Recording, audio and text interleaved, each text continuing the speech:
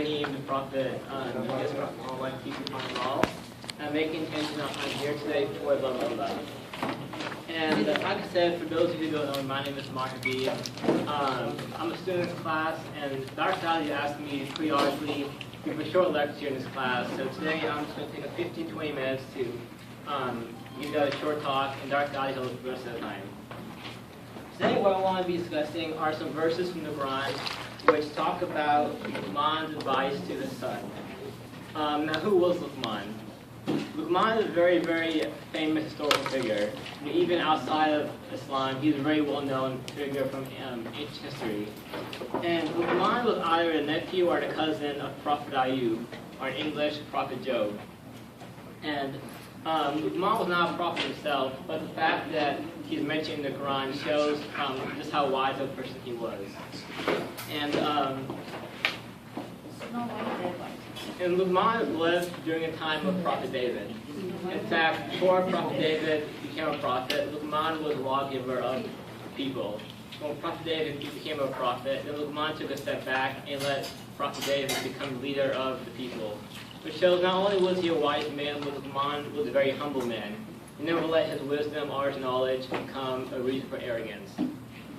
Before we get into the verses, I'll tell you guys a story about Luqman that Prophet Muhammad, peace be upon him, told his companions. And the story takes place when Luqman was a very young man, and it shows you just how wise of a person he was. Luqman was not born as a king or a prince, he was born as a shepherd, and he grew up as a shepherd. So one day when he was a young man, his master asked him to go out and slaughter one sheep and bring back the two best parts of the sheep. So Luqman goes out, and a few hours later comes back with the sheep's heart and the sheep's tongue. So a few days later, the master again tells him to go out, slaughter one sheep, and bring back the two worst parts of the sheep. So Luqman goes out, and again he brings back the heart and the tongue. So the master was a little bit confused. He asked Luqman, explain yourself. Well, Luqman said, is if the heart and the tongue are pure, then they're the best parts of any creature. If the heart and the tongue are impure, then they're the worst parts of the creature. So what Luqman was telling his master is that the heart is a seed of faith, and the tongue is a seed of propagation.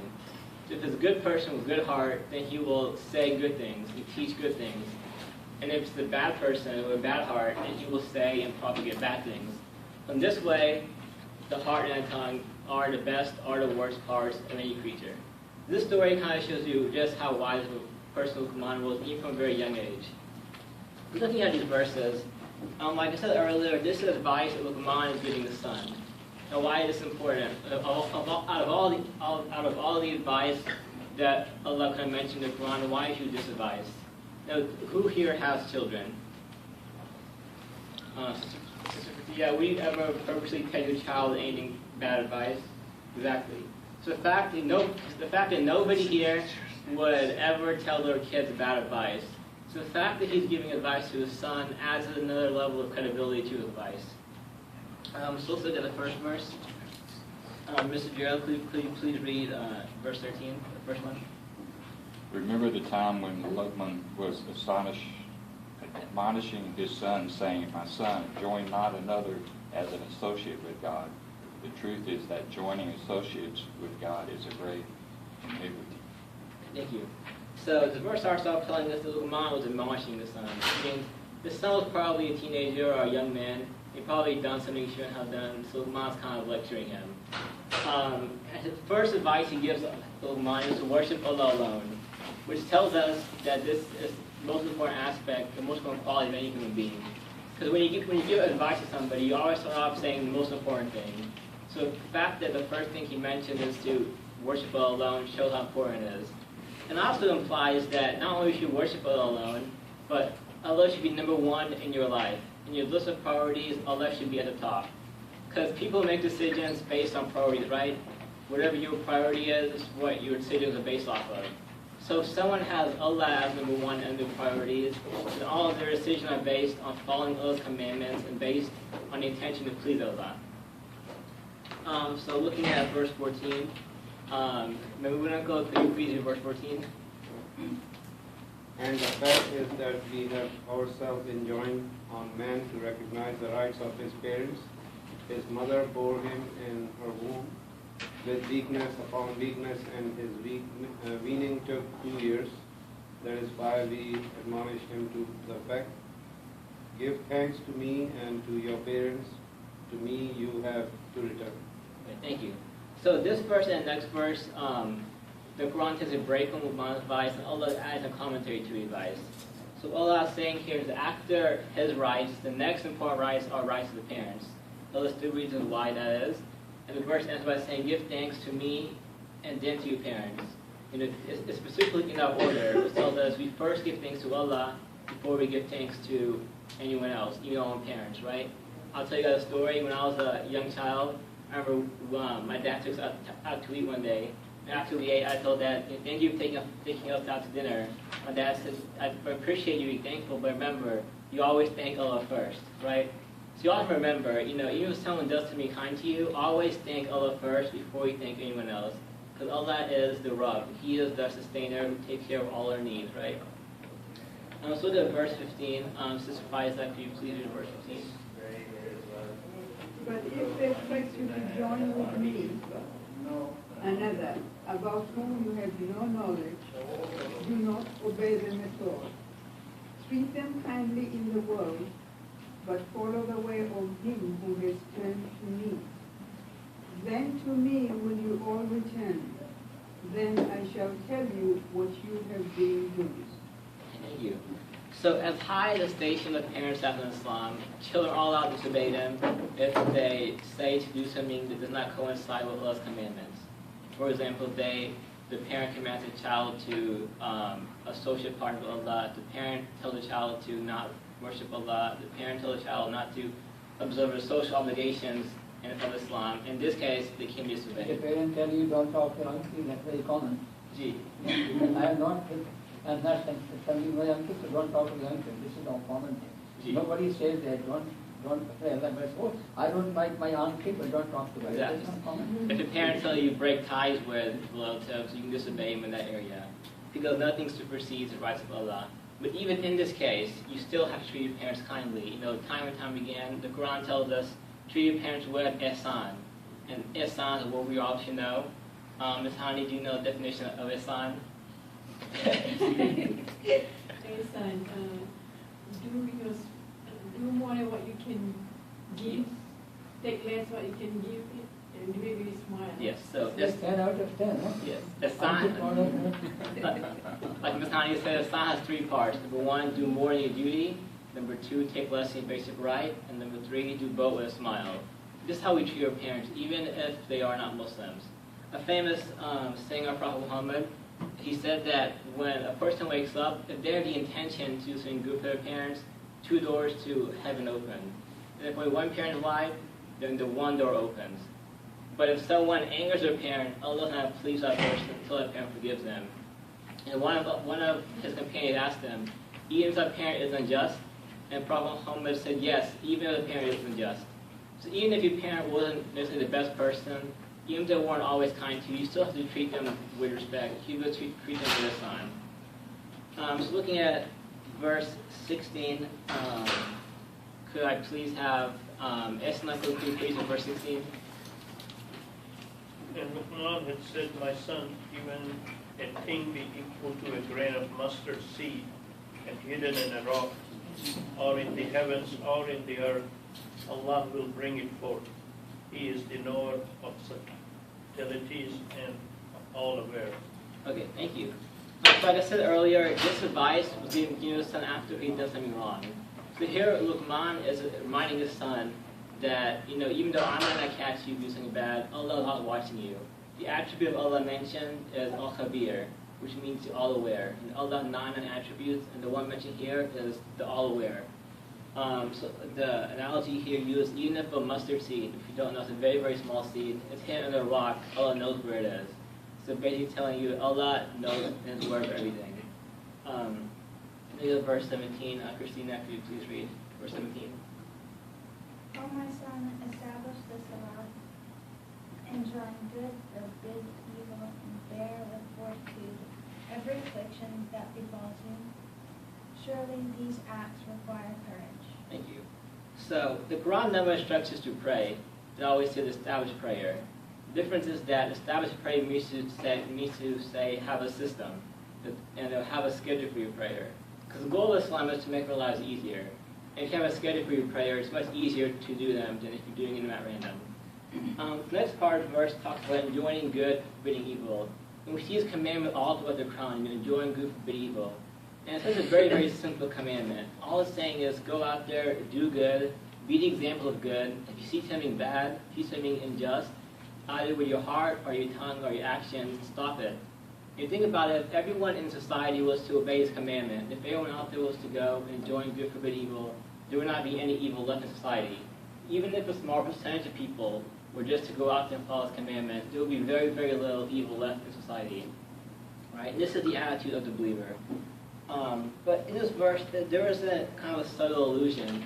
Whoever goes out there and does good, forbids evil, they will sooner or later undergo some kind of hardship. And these hardships that come to people who stand up for what's right, they need to bear them with patience and they need to have courage. Now, when Islam talks about patience, it's not the same as patience in the modern sense. Patience in the modern sense is a reactive thing, meaning that in patience in the modern sense is my car breaks down, I'll lose my job, now I'll be patient. Patience in Islam is a proactive thing.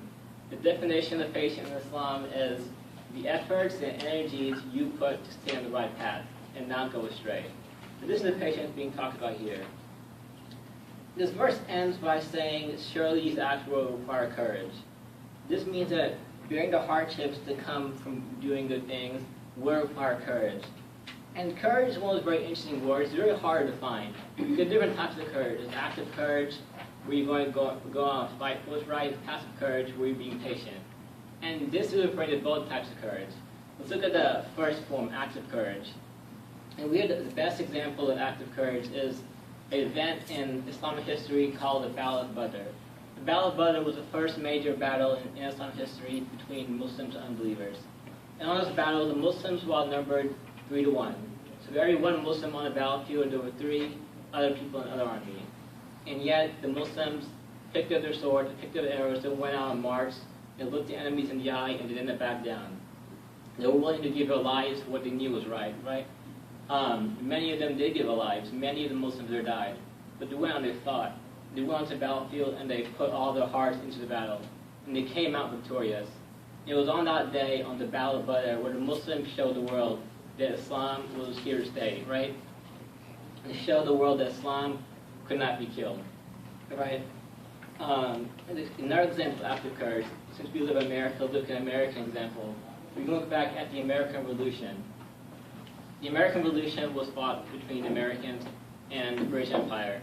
And if you look back in history, the American army in the beginning of the war could not even march in a straight line, right? They didn't have enough shoes for soldiers, didn't have enough rifles. In fact, the first major battle of the American Revolution, the Americans had to retreat because they ran out of bullets, right? That kind of shows you kind of what kind of situation they were in. And here they were trying to take on the most powerful country in the world. You know, that would be like if Puerto Rico tried to get away from America, right? It would kind of be a suicide mission. But they still went out there because they knew they were fighting for what's right. And many of them gave their lives, right, during the course of the war. Now, the second kind of courage is passive courage, undergoing hardships with patience. And the best example of this we have are the early Muslims from the time of Mecca. The first 13 years in Islam, the Muslims were the minority religion in the city of Mecca before they moved to Medina. In these 13 years, they were oppressed. You know, in my opinion, we will never face anything close to what they had to face the first 13 years because they were the best of the Muslims. And for the first 13 years, they were not like everywhere they turned, they were verbally oppressed, you know, psychologically oppressed, many times physically oppressed. In fact, the first ever concentration camp in the history of the world was used against the Muslims during those 13 years, right? Or look at another example, you know, an American example. Look at Martin Luther King Jr. Look at his followers, Black Americans, white Americans, Asian Americans who followed him. They were passively courageous, undergoing hardships for civil rights. Many times they were marching on the street, they would be beaten up by the police, have a dog selling them, be held down by the police. You know, you're watching the pictures.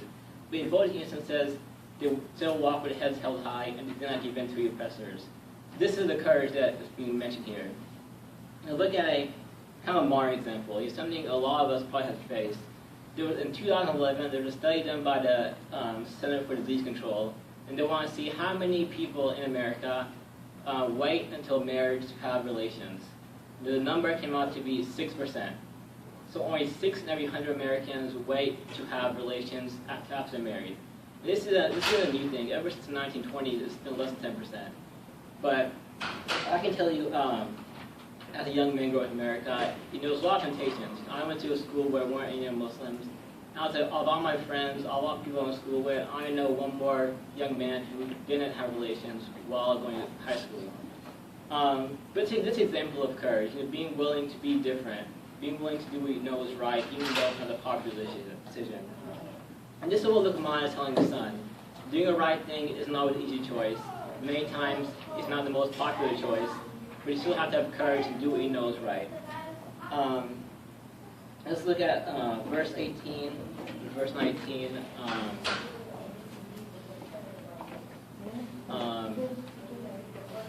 But if you read the last class of verses.